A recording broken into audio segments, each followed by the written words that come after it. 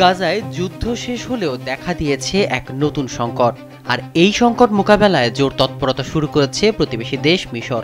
ধ্বংসস্তূপে পরিণত হওয়া গাজায় শান্তি শৃঙ্খলা ফেরাতে বিশাল এক উদ্যোগ নিয়েছে মিশর। আর এরই ধারাবাহিকতায় এবার ফিলিস্তিনের অবরুদ্ধ গাজা উপত্যকার জন্য ভবিষ্যৎ নিরাপত্তা বাহিনী গঠনের অংশ হিসেবে শত শত ফিলিস্তিনি পুলিশ সদস্যকে প্রশিক্ষণ দিচ্ছে আরব এই দেশটি।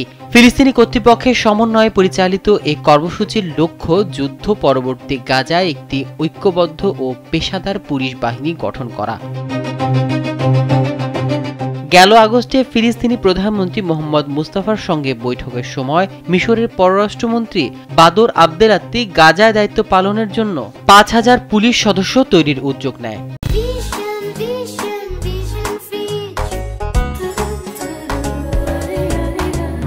কর্তৃপক্ষ জানায়, প্রথম ধাপে ৫ শতাধিক পুলিশ সদস্য গত মার্চে কায়রোতে প্রশিক্ষণ নেন। এর আগে গত বছর মিশরের তত্ত্বাবধানে অনুষ্ঠিত আলোচনায় ফিলিস্তিনের স্বাধীনতাকামী গোষ্ঠী ও ফাতাহ গাজায় প্রায় ১০,০০০ সদস্যের পুলিশ বাহিনী গঠনে সম্মত হয়। ওই চুক্তি অনুযায়ী এই বাহিনী ফিলিস্তিনি গোষ্ঠীগুলোর অনুমোদিত একটি টেকনোক্র্যাট কমিটি তত্ত্বাবধান করবে।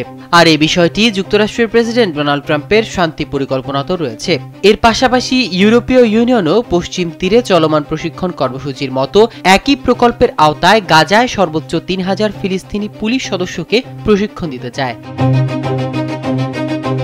তবে এখনও অনেক বিষয় চূড়ান্ত হয়নি। ফিলিস্তিনের স্বাধীনতাকামী সংগঠন জানিয়েছে, তারা গাজা শাসন করতে চায় না, তবে তারা রাজনৈতিক পরিসর থেকে সরবে না।